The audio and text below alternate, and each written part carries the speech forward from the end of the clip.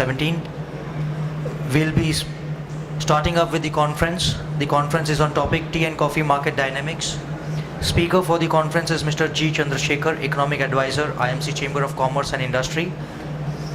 We'll be starting up with the conference in next 5 minutes. We are waiting for some more audience to come to join us so that they can take the maximum benefit. We request you to be patient and you can have a cup of tea until his arrival.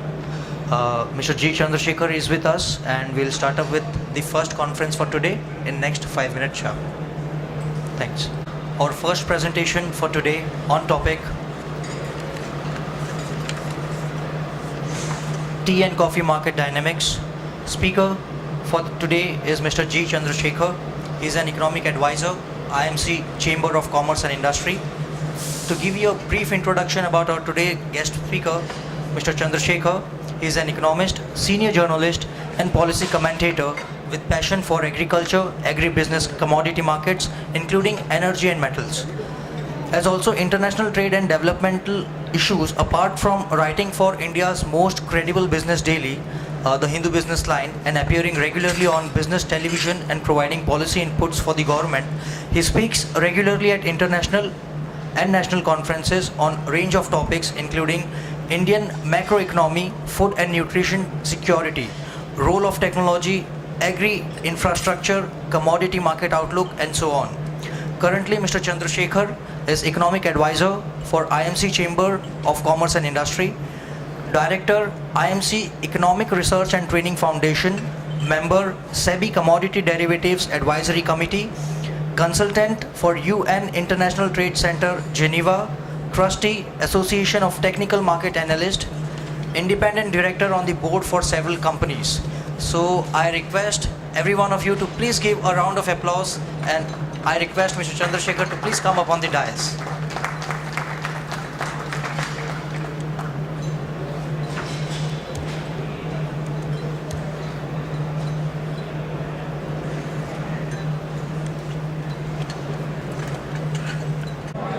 Wonderful, thank you.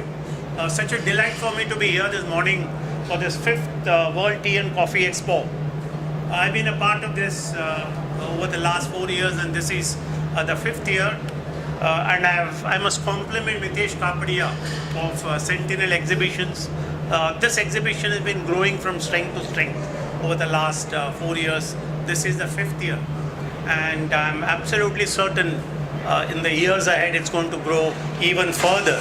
And there is certainly a plan to go international, truly international, probably next year. This time there'll be a conference of this sort in Dubai. That's what he's planning.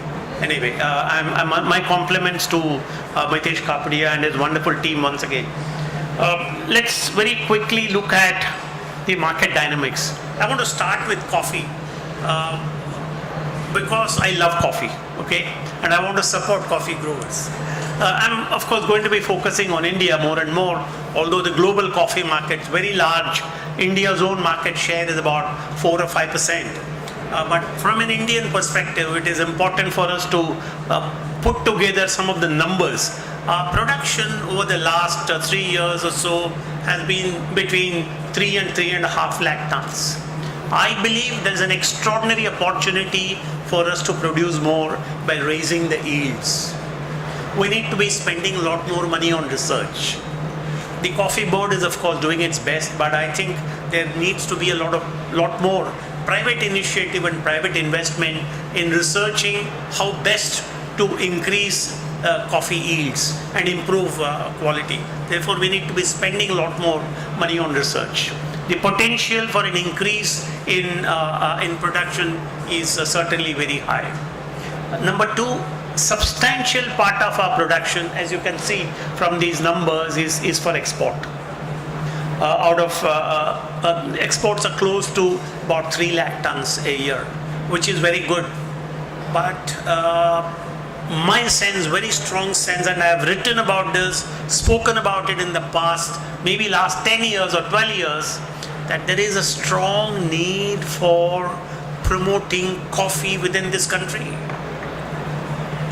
We have 130 crore people living in this country, second largest next only to China. whereas our per capita coffee consumption is very low. There is a huge untapped potential for increasing coffee consumption in India. And therefore, when coffee consumption increases, coffee production also has to rise. While exporters and exports generate a lot of benefits for the exporters, there are incentives, etc. We can't be ignoring the domestic market.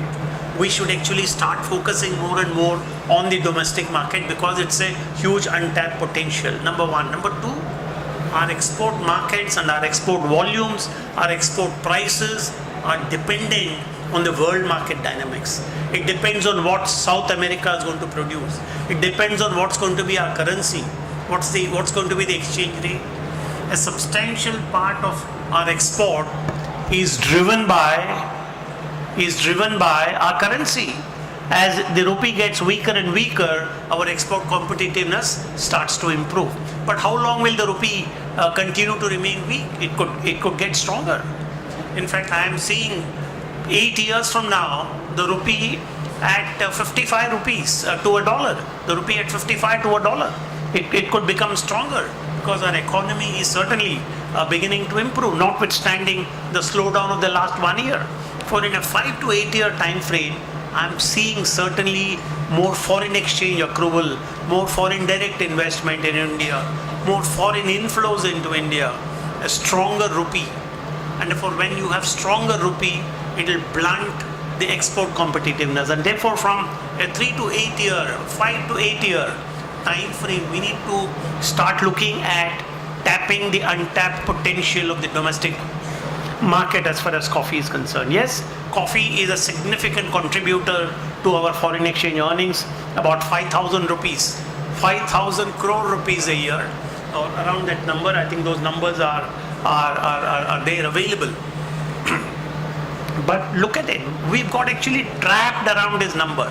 Our production is trapped between 3 lakhs and 3.5 lakh tons. Our exports are trapped around the 3 lakh ton range. And our forex earnings are in the vicinity of 5,000 crores. We need to break out of it. We need to be able to produce more. We need to be able to export more. And we need to be able to raise our unit value realization. Are we doing enough to produce more, to export more, and to raise the unit value realization? In my opinion, no. I think we need to be doing a lot more. It calls for a lot of strategic thinking.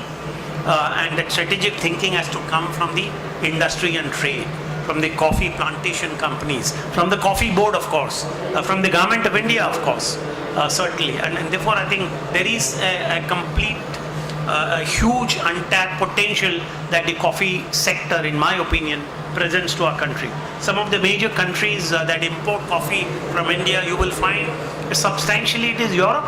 A significant part of our export is to Europe. Are we doing enough to promote our exports to Europe? Are we able to meet their very stringent quality standards? And the quality standards, the specifications are becoming tighter and tighter by the day. And therefore, we need to be proactively working with our overseas buyers, particularly all those buyers in Europe, where there are concerns with respect to the kind of chemicals that we use. There are concerns with respect to the jute bags in which coffee is packed. There are concerns with respect to child labor. These concerns might be exaggerated, but they are real.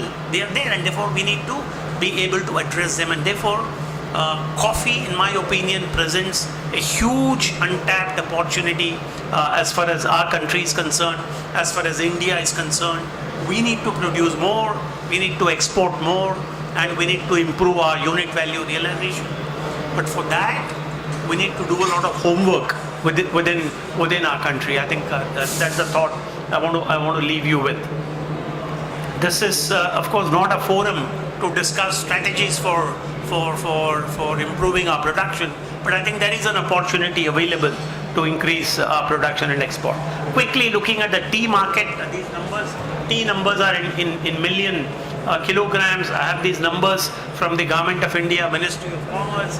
Again, our tea exports have been hovering around the 200 million kilogram range. I think we need to break out of it. We need to break out of it. The value is again trapped around 4,000 crores, 4,200 crores, and our market share is between 11 and 12%.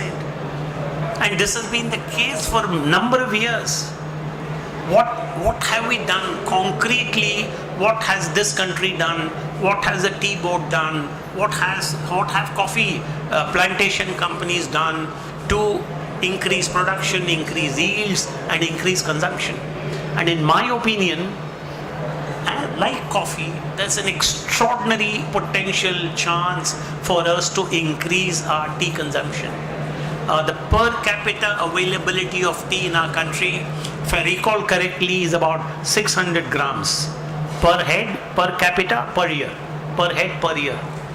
Even if we are able to increase this per capita consumption or per capita availability by 10 grams, from 600 grams to 610 grams, we should be able to produce easily additional 15 million kilograms of tea. But what have we done in the last so many years? And believe me, I've been tracking this sector for maybe 15 or 20 years, and I've written any number of commentaries and editorials on this, that we need to promote tea in a more scientific and in a more aggressive way within the country. We need to be producing more, and of course we should be exporting more, because there is demand for Indian tea in the world market. But at the same time, we should be able to capture the best value that the world market provides for us, and thereby increase our market share. Look at the coffee market share, again, is just about trapped between 4.5% and 5%. But let us be honest, we are very small players in the global coffee market when you compare ourselves with Brazil and other countries in South America. I think our market share is small because our production base is small. But why are we complacent? We need to try and grow, increase our production, and increase our export, and increase our market share. Therefore, these are the numbers I thought I must share with you in terms of our market share. Tea, I'm absolutely positive, presents a wonderful opportunity for enhancing our export and improving our market share. And maybe we should have a target of 15 or 16% of the world trade as a target for the next 3 years. Import, we are not just exporters of tea and coffee. India's liberal foreign trade policy also allows import of tea and coffee. The numbers are very clear. In the last 3 years, coffee imports again have fluctuated, of course, depending on our own production, domestic prices, and international prices. It's again between 65,000 tons and 75,000 tons. We need to have a progressive import and export policy. When the export window is open, our import window also should be open. Therefore, I believe our EXIM policy, our foreign trade policy, is fairly progressive, because both export window and import window both are open, and therefore we need to welcome it. As far as tea is concerned, yes, about 23 to 27, 28 million kilograms is our import. A substantial part of the import is from Sri Lanka, given our free trade agreement with them, and because of the geographic proximity, a lot of Sri Lankan tea comes to South India. And pardon me saying, the South Indian tea, the quality standard of South Indian tea is certainly not as good as it is in Assam, for example. And therefore there is an opportunity for us to blend imported tea with South Indian tea to lift the quality. Therefore, we have a progressive import and export policy, which is welcome, and we need to keep the doors open, both import window and the export window open.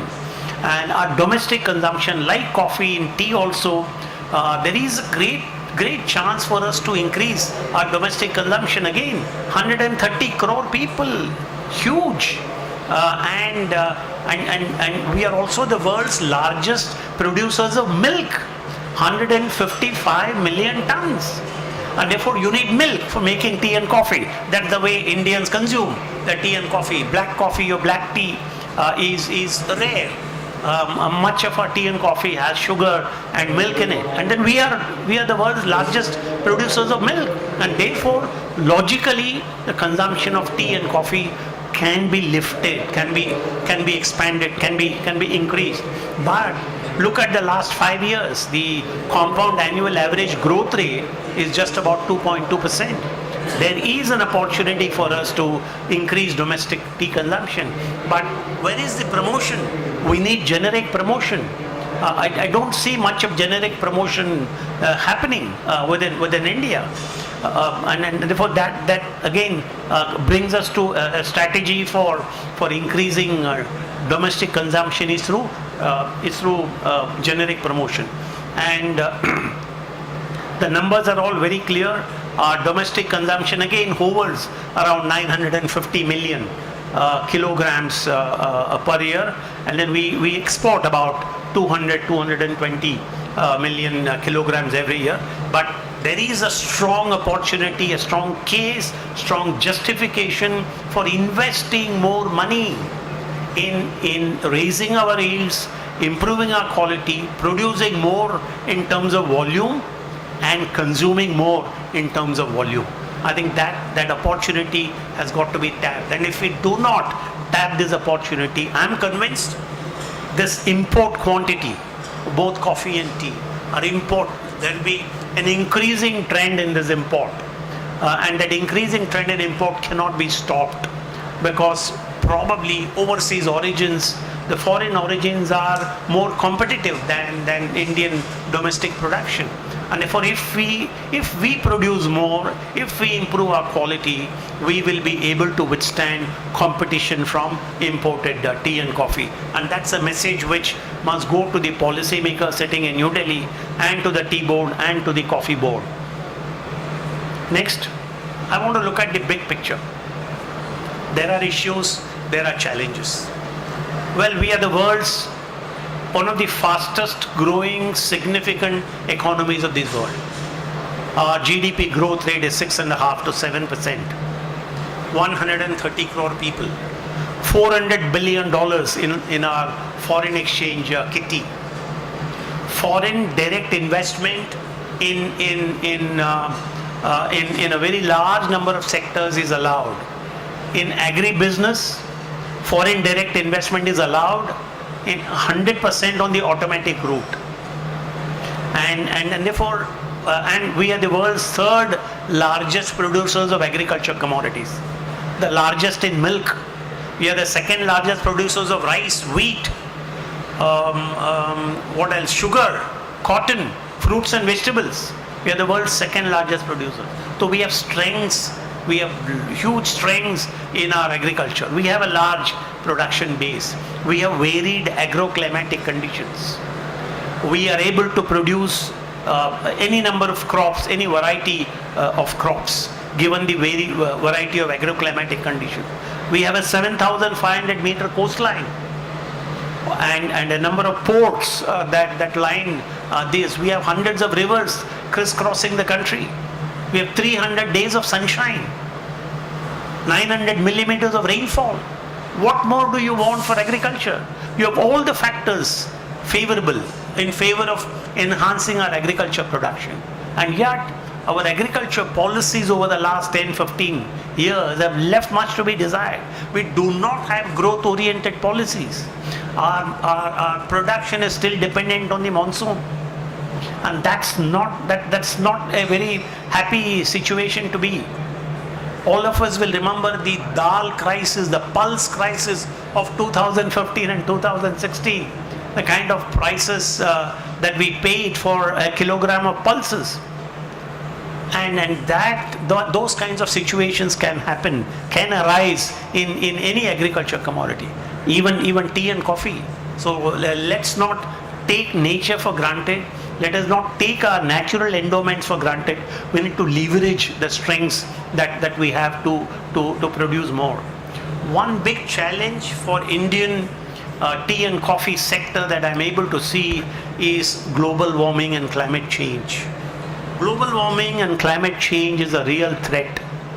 And tropical nations, tropical countries are at a far greater risk of facing the adverse consequences of global warming and climate change, and India is a tropical country, and therefore we are a lot more vulnerable. Our agriculture is a lot more vulnerable. We are vulnerable to, for example, El Nino conditions whenever we face them in South Asia or Southeast Asia. For the question we have to ask, and ask the policymakers and ask the researchers, what have we done now so far to de-risk the tea and coffee sector from the adverse effects of global warming and climate change? Is our tea and coffee production climate resilient? I'm afraid they are not.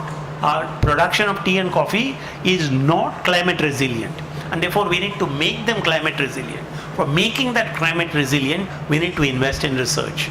We need to come up with probably newer varieties that will withstand dry conditions, that will withstand poor precipitation, etc., etc. And therefore, huge amount of research is necessary. The next point I want to make is global competitiveness. Today, our market share in coffee, as you saw, is about 4 or 4.5%. Our share in tea business, global tea business, is 11 to 12%. But the question is, are we globally competitive? Are we in a position to export more? That's a big question we need to ask. We need to improve our global competitiveness. And if you were to ask me what is global competitiveness, I would define global competitiveness like this. Global competitiveness is our ability to produce globally acceptable quality at globally comparable cost. If we are able to produce tea and coffee of quality that is globally acceptable at a cost that is globally comparable, we will be globally competitive. Therefore, our attempt should be to attain good global competitiveness, which means we should be able to produce tea and coffee of a quality that's acceptable globally, and we should be able to produce it at a cost that is comparable with the cost of production in other countries. And next point that I want to mention is expanding domestic consumption. Again, as we mentioned before, 130 crore people, and look at the age profile of the population. 53% of the population is below the age of 25. 80% of India's population is below the age of 45. For we have a young population. We are an ancient country with a young population, and it is this young population which should become the target market for tea and coffee. And therefore there is a huge amount of generic promotion that is required, and of course a huge amount of brand promotion that is required by private brand owners. But I'm afraid we are not doing enough. The expo like this, a seminar like this, of course, is important, but we need to be spending more money on marketing the product. One of the ways in which, in my opinion, particularly in cities, that tea and coffee culture can be promoted is through the concept of parlors.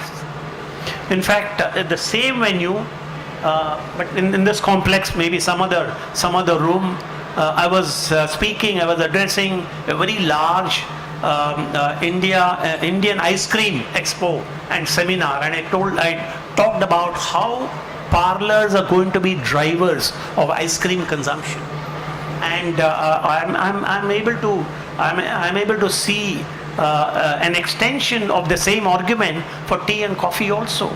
I think there is, in my opinion, an opportunity for setting up more and more parlors for promoting tea and coffee. Of course, these firms like Cafe Coffee Day, etc., are all parlors, but they are all at a fairly high end. I think we need a slightly at the medium end, not at the low end, but at the medium end, we need parlors that can promote promote consumption of tea and coffee, maybe quick dispensing machines, self-serving machines, or depending on the cost of setting up a parlor. For example, if you were to set up a parlor in Bombay, it's going to be very expensive because real estate costs are very high. But you could try other cities, tier 2 cities, for example. And then therefore, parlor could be one of the ways in which coffee and tea consumption can be popularized, and this is something which can catch up. This is something which entrepreneurs should start exploring. And having, if you have set up a parlor for tea or coffee, or tea and coffee, there can be a lot of other value-added services that can go with it, and it can become a real hub of a lot of activity. And therefore, this is one way which tea and coffee consumption can be expanded. Particularly in case of tea, there is a possibility of a wide variety of flavors that are possible, and therefore I think that's an opportunity which needs to be tracked. I looked at the global demand and supply situation for both tea and coffee, particularly for tea. I found the market was fairly well balanced, with occasional surplus and occasional deficits.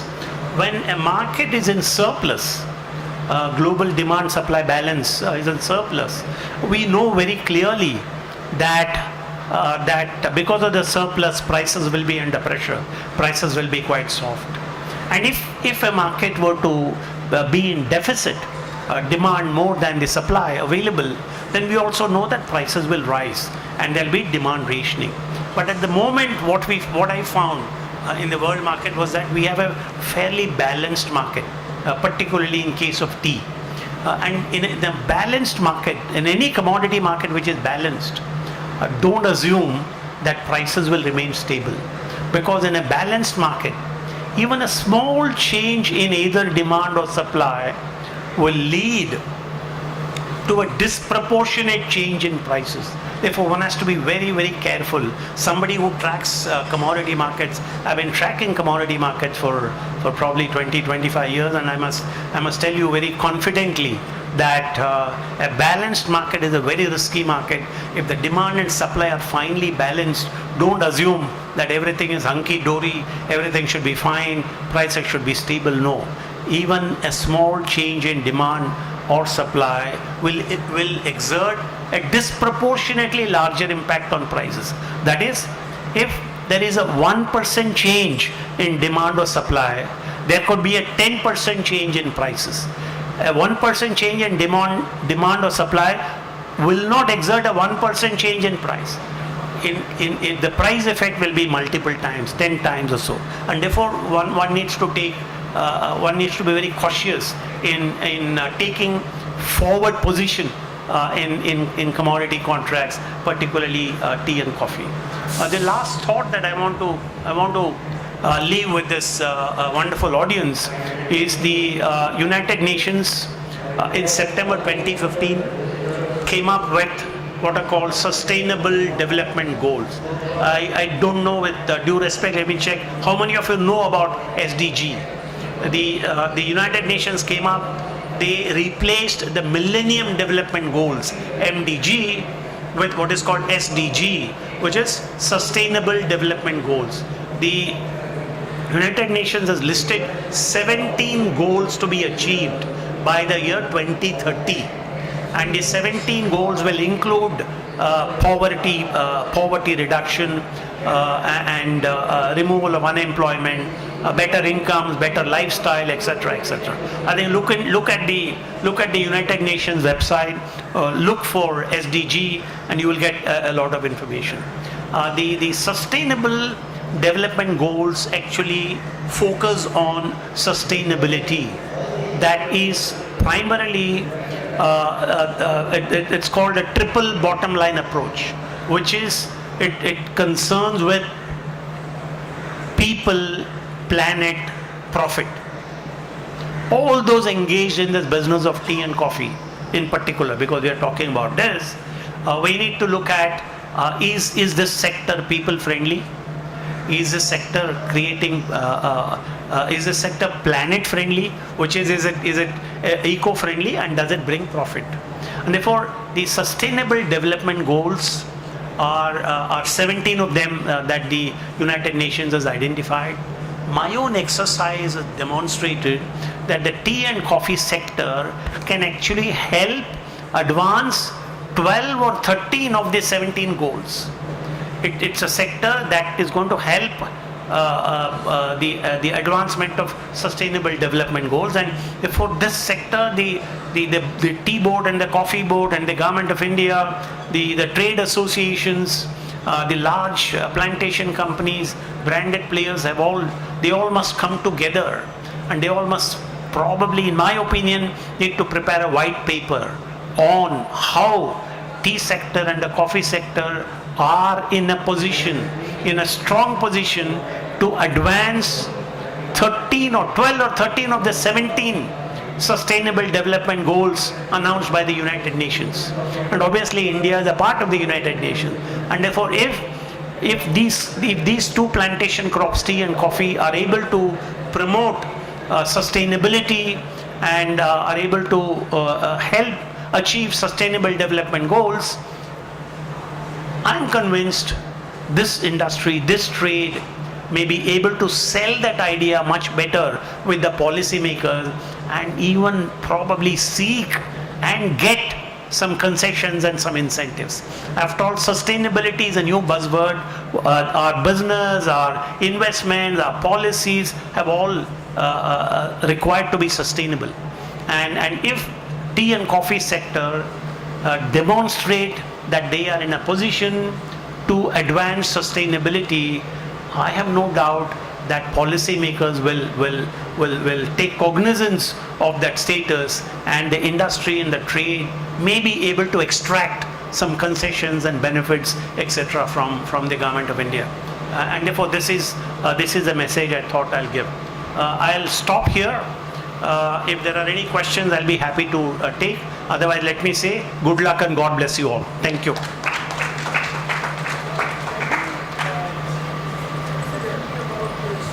As said, poverty reduction, employment generation, etc. Women's state, improving women's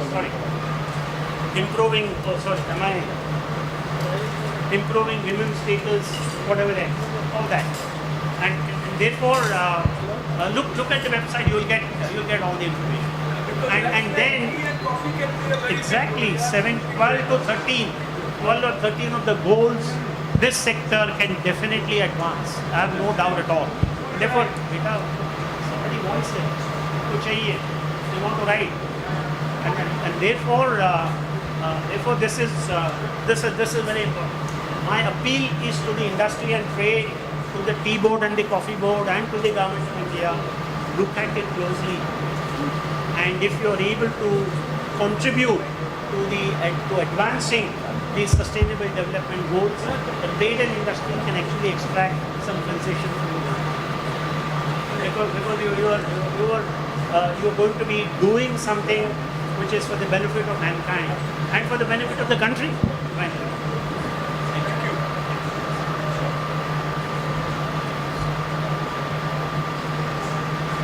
Mic test. Hello. Sir, I want to know, is there any roadmap from the government of India regarding the climate change affecting tea and coffee?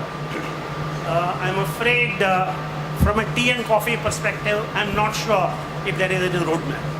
I know the government of India is cognizant of the fact that we are a tropical nation and we are susceptible, we are vulnerable to the adverse consequences of global warming and climate change. For instance, I work very closely with the grains industry, and I know Indian wheat is at the limit of heat tolerance, and we are the world's second largest producers of wheat. Indian maize is at the limit of heat tolerance. Some research work is going on. Is tea vulnerable to the adverse consequences of global warming? Is coffee vulnerable? I believe they are vulnerable, but I think the industry must research, must spend money and come up with a roadmap. The government of India may not do it. It is the owners, the burden is on the trade and industry. The burden is on the board of the tea board and the coffee board. Therefore, if you are a part of this trade and industry, you need to force, you need to tell the board to start working towards a research project to ascertain the extent to which tea and coffee in India are vulnerable to global warming, and what is the strategy, what is the plan going forward, what we need to do in terms of addressing that issue. For example, we should have varieties which consume less water. We should have varieties that will be able to stand higher temperatures. And therefore, that kind of research is what is required for this country. And someone would say, no, we are not vulnerable. I think our tea and coffee plantations are quite sturdy. But that's sturdy today. What will happen 5 years from now? What could happen 10 years from now? You can't start researching 10 years from now when you are already in the grip of the adverse effects of global warming. So we need to take cognizance of it today, and we need to start moving forward. Right, man. Come. Go ahead. Hello. My question is related to coffee. My question is related to coffee. It is being said that Indian coffee is one of the best coffees. It is shade grown and it is having some special characteristics. But still, why India is not considered as a competitive market like Indonesia, Vietnam, Brazil? Why do not we able to? This is a question we've been talking about, at least in my opinion, for the last 15 years, and we haven't moved much, to be honest. I'm disappointed. Who do you blame? Do you blame the government? Do you blame the coffee board? Do you blame the commerce ministry? Or do you blame the large plantation companies or the small growers? I think all of us have to get together, and you need a certain vision, and this trade, this industry needs visionary leadership. And pardon my saying, I suspect this sector does not have a visionary leadership. I'm sorry. Yeah, these words may be harsh. These words may be harsh. I intend them to be harsh because I want people to wake up. That is important. Yeah, correct. Sir, check. I think Indian tea and coffee over the last 10 years is trapped in a comfort zone. 3-3.5 lakh ton coffee हो जाता है, 2.5-3 lakh ton का export हो जाता है, 4-5 हजार करोड़ कमाई हो जाती है, खत्म. Fine. Why should we do anything more? The world will move far ahead. We need to be a lot more dynamic. And then we need to, as I said earlier, I just keep repeating, we have to produce more, we have to consume more. And even if it's at the cost of exporting less, it does not matter. But the domestic market should be serviced adequately. And that's an opportunity we are losing. That's the problem. Sorry. Yeah. Okay.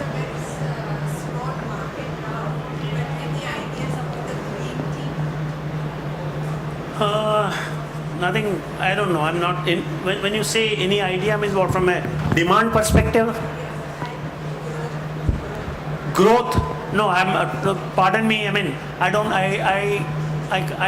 know, because I don't track it from that particular perspective. Can we grow green tea or not? I'm not very sure, to be honest. Yeah, I must confess. Yeah. Anyone else who would like to put up a I question? think we should. Yeah, hello. Thank you for the speech in the previous times. I just want to add on with the green tea. There is also matcha tea. There is also a lot of different flavors of the teas that are coming up. Correct. And it's a new market that is emerging. And especially the youngsters are getting involved. Correct. So what my question is, UNSDG that is there, are there fund-driven policies with the Indian tea organizations? And second thing, the market, do they have any scope? What is the first question? Are they? Fund-driven policies? Fund-driven? No. These are goals set up by the United Nations. Yes, but the United Nations wants the world all the countries in the world to work towards achieving the 17 objectives, 17 goals. There is no fund involved. The point I am making is that if the trade and industry gets together and tells the policymakers in India that we, through our functioning, our work, our activities, we advance the sustainable development goals. Therefore, we should be treated preferentially, and therefore we need to be given better treatment. We should be eligible for more concessions or benefit, whatever those concessions and benefits be.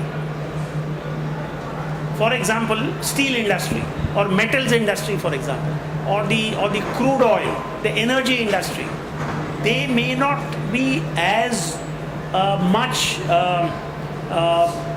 advancing those sustainable development goals as, say, the tea and coffee sector or the agriculture commodities primarily.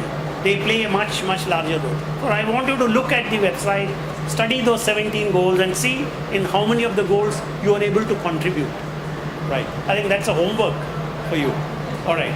Thank you. I think I'll... Sir, I just want to continue with my question earlier. Climate change is a very serious matter, actually. And it is indeed impacting coffee and tea in a big way. Everybody is suffering. Are you from the sector? Coffee, tea sector. Yes. Therefore, you know what you're talking about, right? Yeah. Perfect. Yeah. Okay. Yeah. My point is, I find the coffee planters a bit advanced. They accept the technology. But I don't find the similar kind of acceptance in the tea. They are very slow to understand these things, and I believe unless until people like you who can reach to the government, it will be a big problem. I agree. I think in many of the industries that I work with, the various different sectors, in many cases people are in a comfort zone. And when you are in a comfort zone, sab theek chal raha hai, aap steady, nothing to complain. They think this comfort will continue forever. It will not continue forever. There will be hiccups. So we need to be able to foresee the threats and the risks that are emerging. And therefore, your point is very well taken.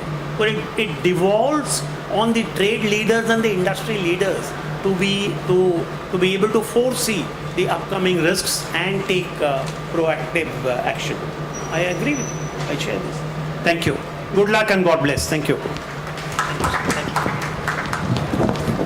So with this, we thank Mr. G. Chandrashekhar sir for giving his precious time to us, and I invite Ms. Priti Kapadia to give him a small vote of thanks for his presence with us.